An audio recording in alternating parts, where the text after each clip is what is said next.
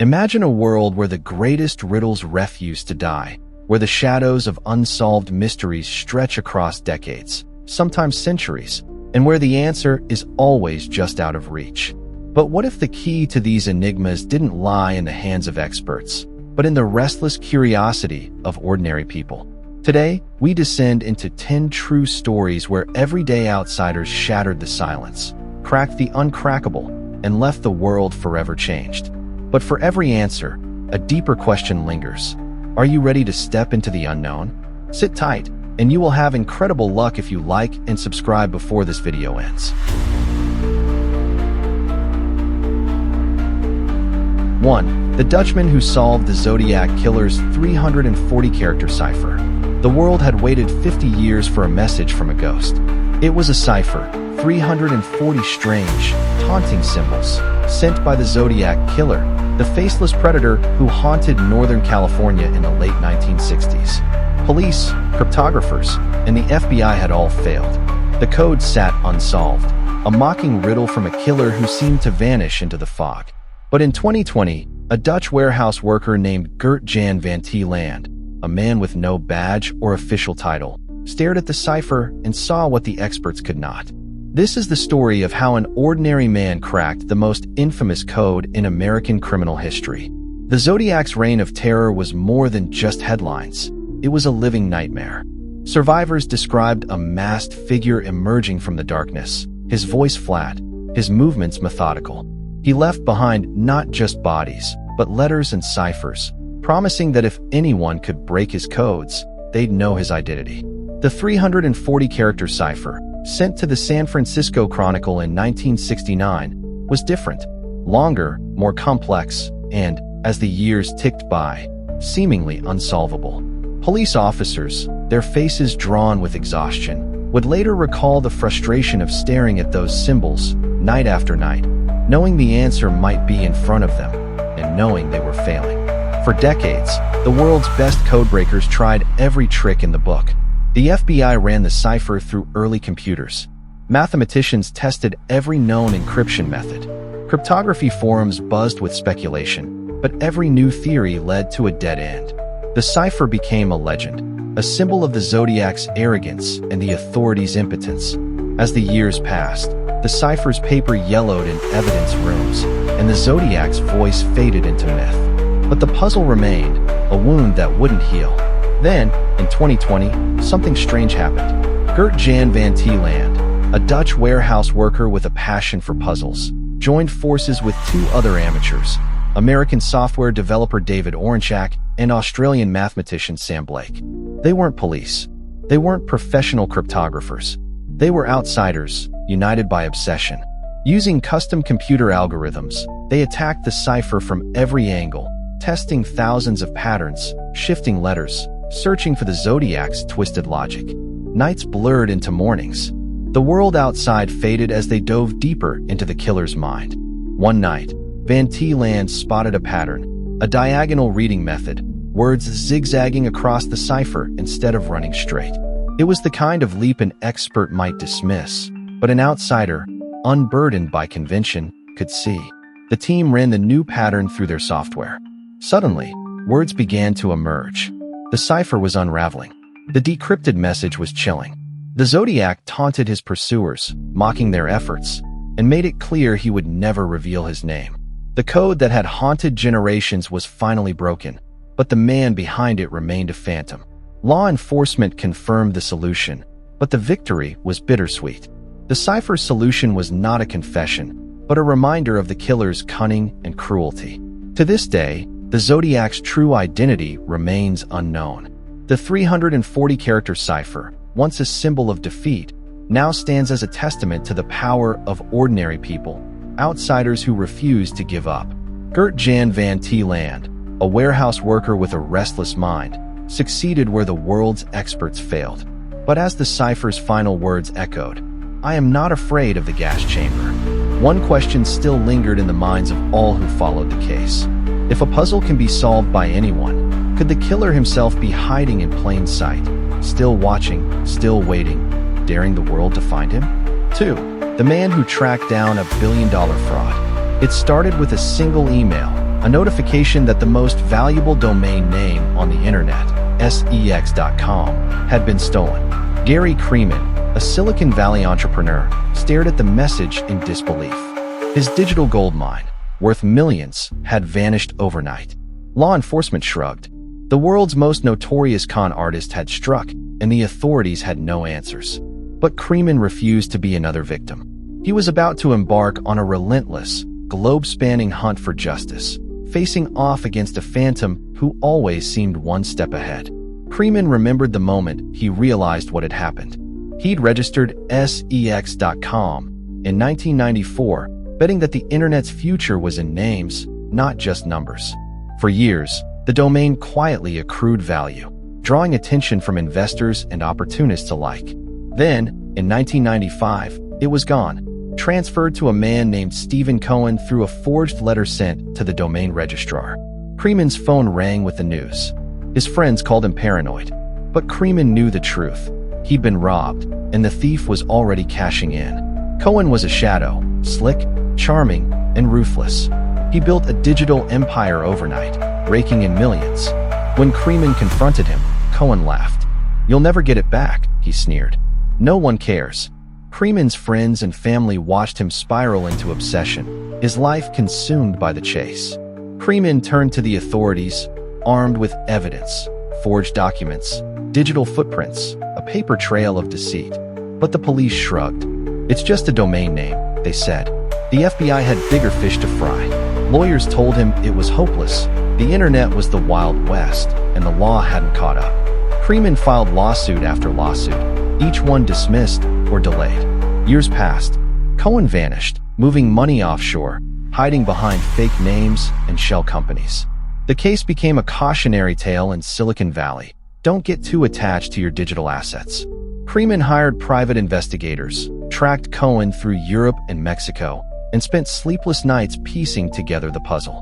He pored over bank records, legal filings, and emails, always finding the trail just one step colder. The legal system, designed to protect property, seemed powerless in the face of digital theft. Creeman's obsession nearly ruined him. Then, in a twist that stunned even his closest allies, Creeman uncovered a hidden server in a remote location, still receiving payments from sex.com. It was a digital ghost, proof that Cohen was still profiting from the theft. Creeman's lawyers pounced, presenting the evidence in court. The judge, finally convinced, issued a landmark ruling. The domain must be returned, and Cohen owed Creeman $65 million in damages. But Cohen vanished again, slipping through the cracks of international law. Creeman became a hunter, chasing whispers and rumors across continents. At one point, he tracked Cohen to a luxury villa in Mexico, only to find the house abandoned, its pool filled with algae, its windows shattered. It was as if Cohen had never existed, a digital phantom, always just out of reach. Creeman eventually reclaimed sex.com, but the victory was hollow. The money was gone, scattered across offshore accounts. Cohen remained at large, a ghost in the digital machine. Creeman's fight set legal precedent, changing the way the world viewed internet property rights. He became a reluctant hero, celebrated for his tenacity, but haunted by the knowledge that justice was incomplete. To this day, the story echoes through Silicon Valley, a warning and a legend. The domain is safe, but the scars remain. The internet, once a frontier of limitless possibility, now bore the fingerprints of its first great outlaw. And somewhere, perhaps, Stephen Cohen still watches, waiting for his next mark, while Gary Creeman lies awake at night, wondering if the chase is truly over. 3. The grandmother who solved the humpback whale song mystery. It was a sound that haunted the deep, eerie, echoing songs drifting through the world's oceans, recorded by baffled scientists and Navy sonar operators alike. The voices belonged to humpback whales, but their meaning was a riddle. For years, the world's top marine biologists listened, analyzed, and argued, yet the true purpose of the whale's haunting melodies remained locked beneath the waves. Then, in 1967, a grandmother and former music teacher named Katie Payne walked into a laboratory, heard the recordings, and noticed something everyone else had missed. What she discovered would change science forever and reveal a secret language hidden in plain sight. Katie Payne remembered the first time she heard the whale songs. The recordings played on a reel-to-reel tape deck in a dimly lit room at Cornell University, where her husband worked as an ornithologist. The sounds were otherworldly, long, moaning notes that rose and fell, repeating and transforming in ways that sent shivers down her spine. It was like listening to the wind sing through a cathedral, she later recalled, but with a purpose I couldn't yet understand. The scientists in the room were stumped. They'd spent months recording humpbacks off the coast of Bermuda, capturing hours of haunting, patterned sounds. Some believed the whales were using sonar to navigate. Others thought the songs might be random, or perhaps a byproduct of feeding.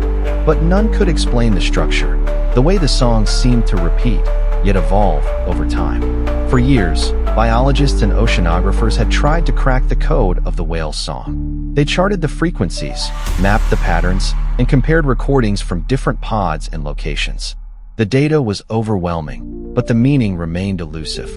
The whale's songs were too complex, too fluid, to fit any known animal communication model. Some researchers gave up, dismissing the sounds as beautiful but meaningless. The U.S. Navy, too, had taken an interest, at first fearing the mysterious noises were Soviet submarines. Their analysts pored over the tapes, searching for hidden messages or threats. In the end, they handed the recordings to scientists, who were left with more questions than answers. The mystery deepened. Why did only male humpbacks sing? Why did the songs change, subtly but unmistakably, from year to year? What were the whales trying to say? Katie Payne, with her background in music and a lifetime spent listening for patterns in birdsong, heard something different. She began to transcribe the whale songs, treating them not as random noise, but as music, measuring rhythm, pitch, and repetition. What she found was astonishing. The songs had a clear structure, with verses, choruses, and bridges, much like human music. Even more remarkable, the whales would gradually alter their songs over the course of a season, introducing new phrases and retiring old ones in a process Payne called cultural evolution. She realized the whales were not just communicating, they were composing, collaborating, and innovating. The songs spread across entire ocean basins, with distant populations adopting new themes in a kind of underwater symphony. It was a revelation. Humpback whales possessed a complex, evolving language, and their songs were a form of social connection as intricate as any human tradition. Payne's discovery revolutionized the study of animal communication, inspiring a new generation of researchers and conservationists. Her work helped spark the Save the Whales movement, leading to international bans on commercial whaling and a renewed appreciation for the intelligence of marine mammals. Yet, for all she revealed, mysteries remain. Why do the whales sing? Is it a mating call, a display of intelligence, or something deeper, a way to map the world, or to remember the past? Even now, scientists debate the ultimate purpose of the humpback song. Payne herself, in her later years, admitted she still felt a sense of awe and humility when listening to the whales.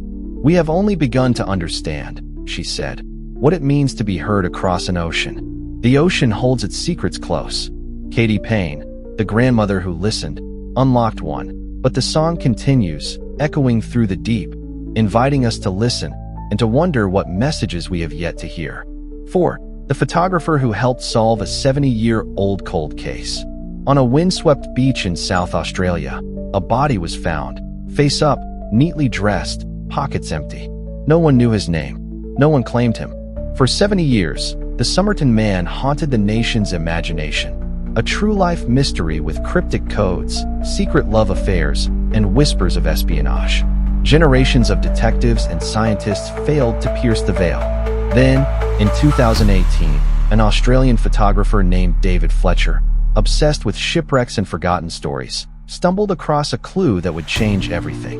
What he found would drag the past back into the light and force the world to confront the chilling truth behind the Somerton man. The first people on the scene in 1948 never forgot what they saw.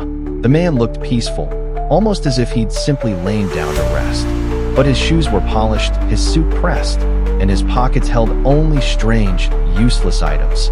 A bus ticket, a comb, a half-smoked cigarette, and a scrap of paper with the words "Tamam Shud, it is finished," torn from a rare book of Persian poetry. Police scoured the beach for clues. No one recognized the dead man. No one came forward to claim the body. The air was thick with rumors. Was he a spy? A jilted lover? A victim of poison? The investigation spiraled. A tiny, handwritten code was found in a hidden pocket. The book the scrap was torn from surfaced in a stranger's car. But every lead ended in a dead end. The Somerton man became a ghost, his identity a riddle that outlasted the living. For decades, the best minds in forensics, cryptography, and law enforcement tried to crack the case. They exhumed the body, tested for rare poisons, and pored over the mysterious code. Linguists, mathematicians, and amateur sleuths around the world offered theories, some plausible, some wild. But the code resisted all attempts at decryption. The man's DNA, when finally tested, yielded only distant, inconclusive matches. The case became a national obsession. Books were written, documentaries filmed, online forums buzzed with speculation. Yet the Somerton man's identity remained locked away, as unreachable as the secrets of the grave. The beach where he was found became a place of pilgrimage for the curious and the haunted. In 2018, David Fletcher was researching shipwrecks for a photography project when he stumbled upon a forgotten newspaper clipping. It mentioned a missing man, Carl Webb, an electrical engineer from Melbourne, who vanished around the same time the Somerton man was found. Fletcher's curiosity was piqued. He dug deeper, cross-referencing Webb's life with the scant details known about the Somerton man. The similarities were uncanny: age, build, even dental records. Fletcher brought his findings to a group of forensic genealogists. They compared DNA from the Somerton man's hair to living relatives of Carl Webb. The results were electrifying: a match. After 70 years, the Somerton man finally had a name. The code, the poetry, the mystery, they all pointed back to an ordinary man who had slipped through the cracks of history. But the answers only deepened the mystery. Why did Carl Webb travel to Adelaide under an assumed name? What drove him to the lonely beach that night? Was he fleeing someone, or something? The code in his pocket remains unsolved, its meaning as elusive as ever. Some believe he was a spy, others that he was running from a broken heart. The world may never know. David Fletcher, the photographer who unearthed the vital clue, became a reluctant celebrity. He had solved a mystery that had defeated the experts, but the story still haunted him. Sometimes, he said, the truth is stranger than any fiction. And sometimes, the past refuses to stay buried. The Somerton man's grave is no longer anonymous, but the beach where he was found still whispers with secrets. The code remains, a final challenge to those who seek the truth. And somewhere, perhaps, the real story waits, unfinished, unsolved, daring the world to look just a little bit closer. 5. The amateur codebreaker who solved the Beale ciphers. Imagine a fortune in gold, silver, and jewels, worth millions, buried somewhere in the rolling hills of Virginia. For 2 centuries, treasure hunters have obsessed over the Beale ciphers, 3 mysterious codes that supposedly reveal the location of the greatest lost treasure in American history. The codes defeated everyone: cryptographers, Civil War generals, even the U.S. government. But then, a quiet farmer named James B. Ward, armed with nothing but a love for puzzles and a battered copy of the Declaration of Independence, did what no one else could. He cracked one of the ciphers and unleashed a frenzy that would haunt Bedford County forever. The legend began in the early 1800s, when a stranger named Thomas J.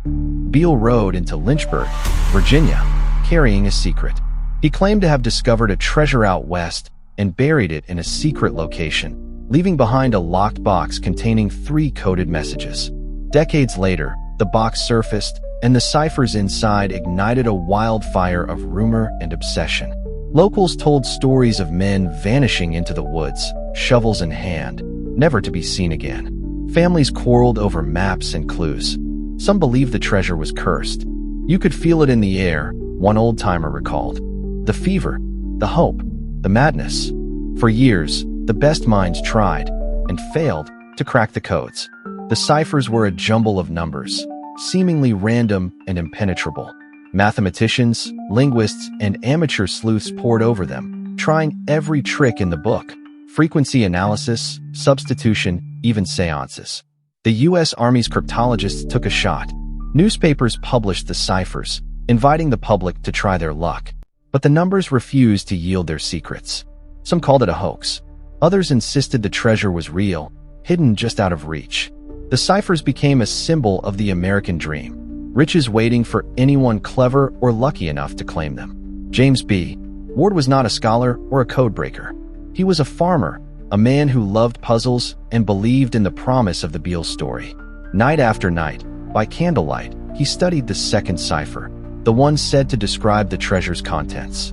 He noticed an odd pattern. The numbers seemed to correspond to the words in a familiar document.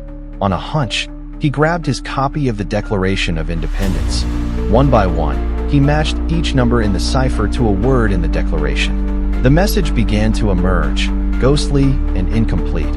I have deposited in the county of Bedford, about 4 miles from Beaufort's, in an excavation or vault, 6 feet below the surface of the ground. Ward's hands shook as he read the words. He had done it. He had unlocked a piece of the puzzle that had defeated everyone else. But the victory was bittersweet. The second cipher only described the treasure. It didn't reveal its location. The first and third ciphers, which supposedly held the directions and the names of the treasure's owners, remained unbroken. The gold and silver stayed hidden. The fever only grew. Ward's breakthrough sparked a new wave of treasure hunters, each convinced they would be the one to solve the remaining ciphers. Bedford County became a magnet for dreamers and desperados.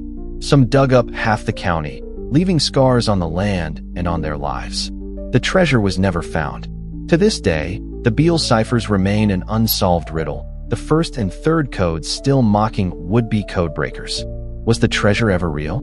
Or was it the greatest hoax in American history? No one knows for sure. But every so often, a stranger arrives in Bedford, eyes bright with hope, clutching a copy of the ciphers and a shovel. James B. Ward's legacy endures, a reminder that sometimes the greatest mysteries are not about gold or silver, but about the thrill of the chase and the secrets that refuse to be buried. 6. The Reddit user who helped crack the Golden State Killer case. For decades, a faceless predator haunted California. He crept through suburban streets, slipped into homes, and left behind a trail of terror, rapes, murders, and chilling phone calls that echoed long after he vanished into the night.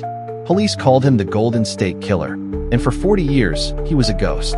Every lead went cold, every case file gathered dust.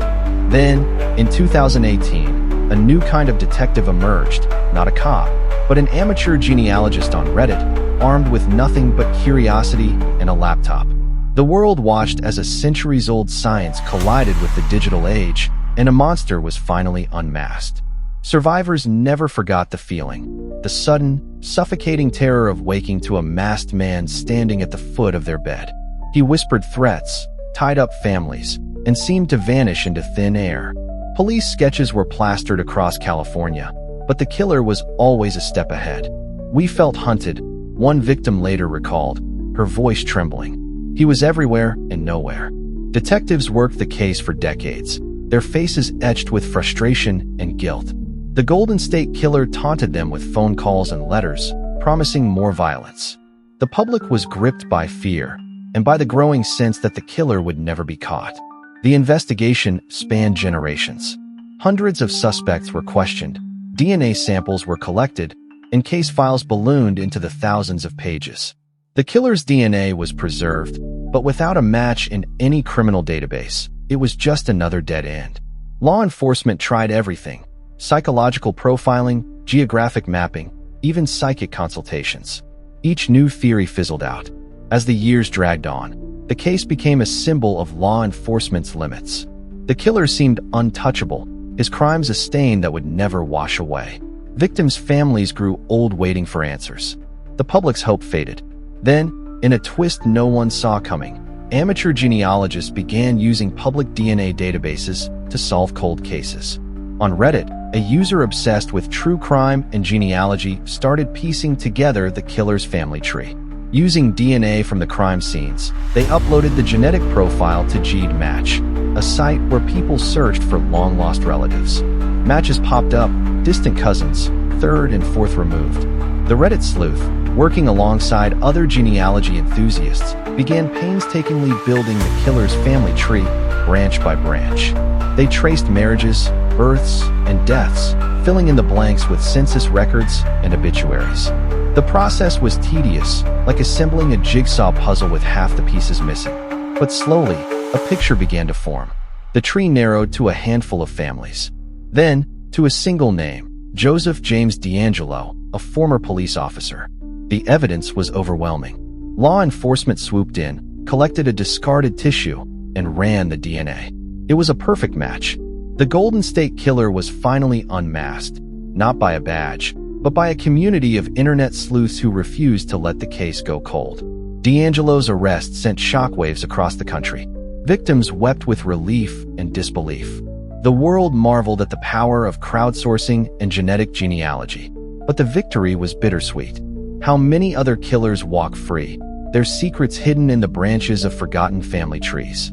How many mysteries could be solved if only someone cared enough to look? The Reddit user who helped crack the case remains anonymous, a digital ghost in their own right. Their work changed the face of criminal investigation forever, blurring the line between amateur and expert. But the story leaves a lingering chill. In the age of information, anyone can be found, and anyone can be a detective. The Golden State Killer is behind bars, but the questions remain. What other monsters are hiding in the shadows, waiting for a stranger with a laptop to bring them into the light? 7. A teacher identifies the Zodiac Killer's identity. Maybe. It was the coldest of cold cases. A masked murderer who taunted police and media with cryptic letters, ciphers, and a string of unsolved killings. For decades, the Zodiac Killer's true name was a riddle that haunted California and the world. Detectives, cryptographers, and armchair sleuths all failed to unmask him. Then, in 2021, a retired art teacher named Thomas Colbert and a ragtag team of amateur investigators, the Casebreakers, claimed they had finally solved the mystery. But what they found only raised more questions, and the shadow of the Zodiac grew even darker. The Zodiac's reign of terror began in the late 1960s. Survivors described a figure emerging from the night, his voice calm, his threats chilling. He left behind cryptic notes and ciphers, some boasting of murders, others mocking the police. The public lived in fear, locking doors and scanning headlines for the killer's next move. He could be anyone, one witness whispered to a reporter. He could be watching us right now. As the years passed, the Zodiac's taunts became legend. His letters were filled with strange symbols, hidden clues, and chilling boasts. I am not afraid of the gas chamber. The killer seemed to vanish, leaving behind a legacy of dread and a trail of unsolved crimes. Law enforcement poured thousands of hours into the Zodiac case. They analyzed handwriting, decoded ciphers, and interviewed hundreds of suspects. Every promising lead fizzled out. The killer's identity became the holy grail of American true crime. The ciphers, some cracked and others remaining mysterious, drew the attention of cryptographers and codebreakers around the world. Each new theory was met with hope, only to be dashed by dead ends and contradictions. The Zodiac's identity remained locked away, a secret buried beneath layers of misdirection and myth. In 2021, the Casebreakers, a group of retired detectives, forensic specialists, and citizen sleuths, joined forces under the leadership of Thomas Colbert, a retired art teacher with a passion for unsolved mysteries. Colbert pored over old police reports, tracked down forgotten witnesses, and re-examined the Zodiac's letters with fresh eyes. The team's investigation led them to Gary Francis Post, a deceased Air Force veteran with a criminal past and a face eerily similar to the Zodiac composite sketch. They uncovered a trove of circumstantial evidence, cryptic messages, hidden anagrams, and photographs that seemed to link Post to the murders. Colbert and his team were convinced they had found their man. But the evidence was murky, and official law enforcement agencies remained unconvinced. The announcement sent shockwaves through the media, reigniting debate and skepticism. Was Post truly the Zodiac, or just another name in a long list of suspects? The Casebreakers' claim brought the Zodiac back into the spotlight, but the mystery only deepened. The ciphers, the taunts, the unsolved murders, all still cast a long shadow. Colbert's team continued to dig, convinced they were close to the truth. But without definitive proof, DNA, a confession, a smoking gun, the case remains officially unsolved. For the families of the victims, the answer is still out of reach. For the world, the Zodiac remains a phantom, his true face hidden behind a mask of codes and riddles. The story leaves us with a chilling question. What if the truth is still out there, waiting for someone, anyone, to finally see what everyone else has missed? The Zodiac's final cipher may be solved, but his greatest riddle endures. And somewhere, perhaps, the real answer waits, just out of reach, daring the world to keep searching. 8. The hobbyist who solved the mystery of the Antikythera mechanism. It was a barnacle-encrusted lump, dredged from the depths of the Aegean Sea by sponge divers in 1901. Inside, hidden gears and cryptic inscriptions hinted at something impossible, an ancient machine more complex than anything known from the ancient world. For over a century, the Antikythera mechanism baffled scientists and historians. Was it a hoax, a lost technology, or a message from a forgotten civilization? Then, a quiet curator and amateur horologist named Michael Wright set out to build what no one else dared, a working replica. His obsession would unlock secrets that had eluded the world's brightest minds and raise questions that still haunt us today. The divers who found the wreck described it as a graveyard of statues, coins, and pottery. But it was the strange, corroded box, no bigger than a shoebox, that drew the most attention. Archaeologists pried it open, only to find a jumble of bronze gears fused by centuries underwater. It looked like nothing we'd ever seen, one diver later recalled. Not a statue, not a weapon, something different.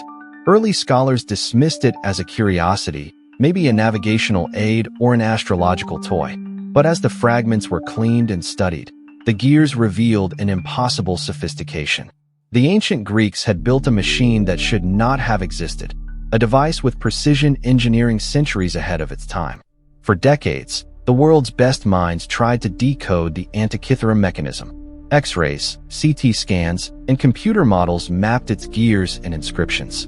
Theories abounded. It was an orrery, a calendar, an astronomical computer. But no one could say for sure how it worked or what it truly did. The mechanism became a symbol of lost knowledge, a puzzle that mocked modern science. Teams of engineers and historians built partial models, but something was always missing. The gears didn't mesh, the dials didn't align, and the inscriptions remained cryptic. The mechanism's true purpose remained locked away, buried by time and corrosion. Michael Wright was not a famous scientist. He was a museum curator with a passion for clocks and ancient machinery. He spent years studying the fragments, poring over X-rays and sketches late into the night. Where others saw chaos, Wright saw patterns. He realized that the mechanism's gears were not random. They followed mathematical ratios, designed to track the cycles of the sun, moon, and planets. Determined to bring the machine back to life, Wright built a replica by hand, using only tools and materials available to the ancient Greeks. As he assembled the gears, the mechanism began to move. Dials spun, pointers traced the paths of heavenly bodies, and eclipses were predicted with eerie accuracy. Wright's model revealed the mechanism's true genius. It was a mechanical computer capable of modeling the cosmos with breathtaking precision. Wright's breakthrough stunned the world. The Antikythera mechanism was not just a curiosity. It was the world's first analog computer, a masterpiece of ancient engineering. But the discovery raised new questions. Who built it? How did the knowledge vanish? Were there other machines like it, lost to history and the sea? To this day, the Antikythera mechanism remains an enigma. Only fragments survive, and much of its original purpose is still a mystery. Some believe it was the work of a forgotten genius, others that it hints at lost civilizations and technologies. Michael Wright's replica stands as a testament to human curiosity, a reminder that sometimes the greatest breakthroughs come not from experts, but from passionate outsiders willing to see what others cannot. And somewhere, perhaps, the secrets of the mechanism still wait, buried in the depths, daring the next dreamer to unlock the ancient code of the cosmos. 9. A computer scientist solves a 250-year-old math problem. For over 350 years, a single sentence scribbled in the margin of a book taunted the world's greatest minds. "I have discovered a truly marvelous proof of this proposition," wrote Pierre de Fermat. But this margin is too narrow to contain it. The proposition, Fermat's last theorem, became the Everest of mathematics, defeating every attempt to conquer it. Mathematicians obsessed, careers were ruined, and the mystery grew. Then, in the quiet of his attic, a shy British mathematician named Andrew Wiles began a secret quest. What he uncovered would shake the foundations of mathematics and prove that even the oldest riddles can be solved by the most unlikely of heroes. The story began in 1637, when Fermat scrawled his infamous note. The theorem was simple to state. No three positive integers a, b, and c satisfy the equation a plus b equals c for any integer n greater than 2. Yet, for centuries, no one could prove it. Mathematicians tried and failed, some driven to madness by the puzzle. It was a siren's song, one mathematician confessed, calling us to our doom. By the late 20th century, Fermat's last theorem was legendary, an unsolved problem that had become a graveyard for ambition. Conferences were held, papers published, and reputations made and broken. Still, the proof remained elusive, and the margin where Fermat claimed to have written it became a symbol of the impossible.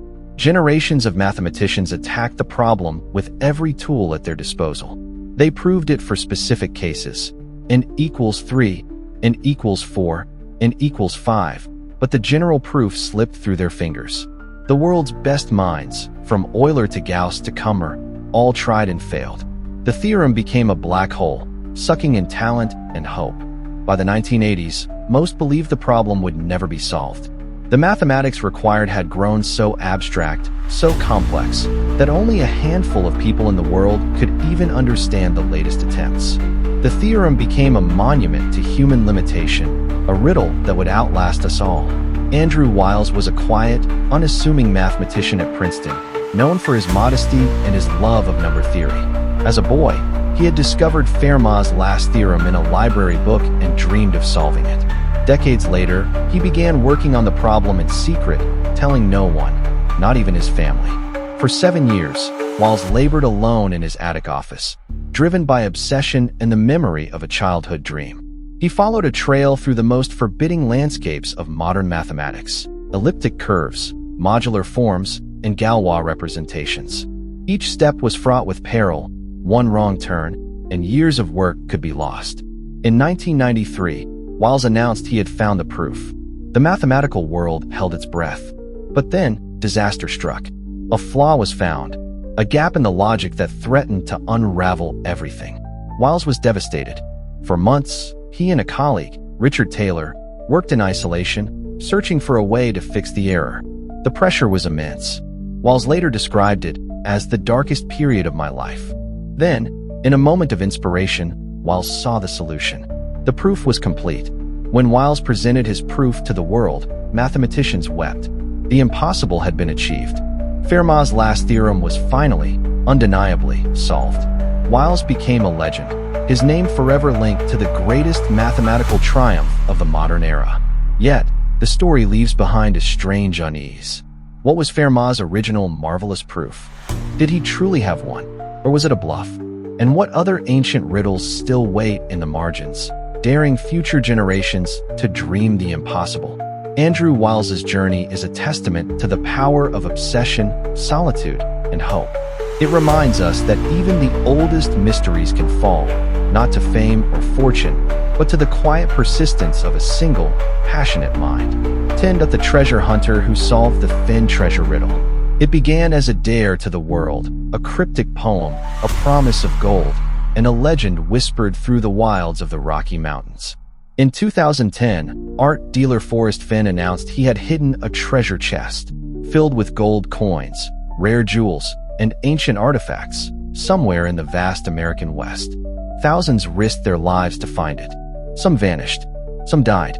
For a decade, the world searched in vain. Then, in the summer of 2020, a quiet medical student named Jack Stuff followed the clues to a remote Wyoming forest. What he found ended one of the greatest treasure hunts in modern history, but left behind questions that may never be answered. The legend of the Finn treasure began with a diagnosis. Forrest Fenn, facing terminal cancer, wanted to leave behind a legacy of adventure. He filled a bronze chest with over $1 million worth of gold and jewels, then wrote a poem with 9 clues pointing to its location. If you are brave and in the wood. The poem read, I give you title to the gold. The hunt was on. Searchers came from every corner of the globe. They braved snowstorms, crossed raging rivers, and scaled sheer cliffs. Some quit their jobs, others lost their savings. 5 died in the attempt. The Rockies became a graveyard of dreams. It was like chasing a ghost, one searcher recalled. You'd think you were close, then the wilderness would swallow you whole. Finn watched the chaos unfold from his home in Santa Fe, answering emails from desperate hunters, sometimes receiving threats. The treasure became a national obsession, a modern myth. For a decade, the world's best puzzle solvers, cryptographers, and adventurers tried to crack Finn's poem. Online forums buzzed with theories. Maps were annotated, poems dissected, every word analyzed for hidden meaning. Some believed the clues pointed to Yellowstone, others to Colorado or New Mexico. Theories multiplied, but the chest remained hidden. Finn gave subtle hints, but never revealed the secret. The search took on a life of its own. People lost marriages, fortunes, and sometimes their lives. The authorities begged Finn to call off the hunt, but he refused. The thrill of the chase, he said, is worth more than gold. Jack Stuff was not a professional treasure hunter. He was a medical student, drawn to the hunt by curiosity and a need for escape. He spent years studying Finn's poem, reading every interview, every forum post, every scrap of information. He realized that most searchers were overthinking the clues, missing the simplicity at the heart of Finn's challenge. In June 2020, Stuff followed his instincts to a remote spot in Wyoming, deep in the woods, far from any trail. There, beneath a canopy of ancient trees, he found the chest, weathered, heavy, and filled with gold. He opened it with trembling hands, the culmination of a decade's obsession. Stuff contacted Finn, who confirmed the find. The news stunned the world. The hunt was over. But the ending was not the fairy tale many had hoped for. Some searchers accused Stuff of cheating or claimed the treasure never existed. Lawsuits were filed. Finn died just months after the discovery, taking many secrets with him. To this day, the exact location remains secret. Stuff, fearing harassment, has never revealed the spot. The clues, the poem, the thrill, all remain, haunting those who came close but never found the prize. The Finn treasure was more than gold. It was a mirror, reflecting the hopes, obsessions, and dreams of everyone who searched for it. And somewhere in the Rockies, the wilderness still whispers the promise of adventure, daring the next dreamer to follow the clues into the unknown. The hunt is over. Or is it? Some say another chest is waiting. Some say the real treasure was the chase itself. The mystery endures, calling out to those who still believe in legends and in the power of a riddle well told. For every mystery solved, a dozen more are born. The world is still full of shadows, codes that won't break, treasures that won't be found, names that refuse to be spoken. The experts may have their tools, but sometimes it takes an outsider to see what everyone else has missed.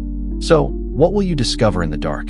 Feel free to leave your comments below, and don't forget to like, subscribe, and turn on notifications for more mysteries like this. Thank you for watching, and I will see you in the next video.